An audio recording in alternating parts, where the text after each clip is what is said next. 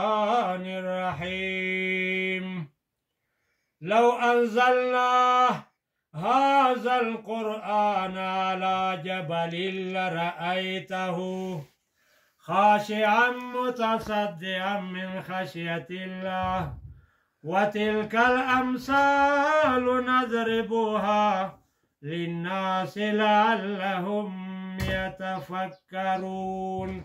فکر کوا بیا شروع کو دریم ځلې چې داسې ور چوپ کوا دا بلډینګ داسې د پاسه نه روان شو کوز په ځمکه باندې کېناستو. نو خو په قرآن یقین نرسي، قرآن یقین نشته. هر حیات خپل خپل حساب خواص لري. په دې څه پوهېږو تیږه نیوی یا که تیږه زرې زرې نن دا غره ته یې وړاندې کړو غره وایي زه دا امانت برداشت کولی نه شم.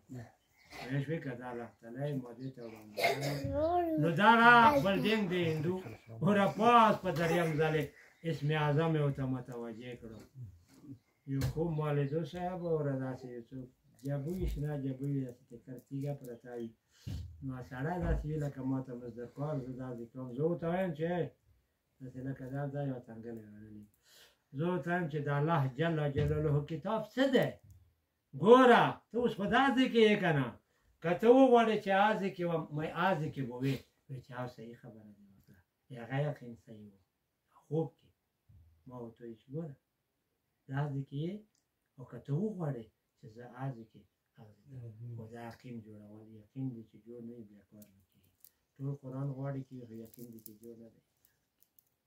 یقین مضبوط و ایمان به داسې قوي ساتي لکه د غر چې په ځای باندې ته پیدا شوی یې بله دمغه غر دی که نه دی.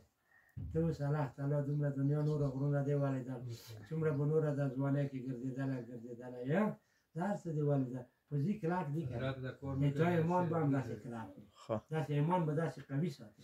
الله متکبر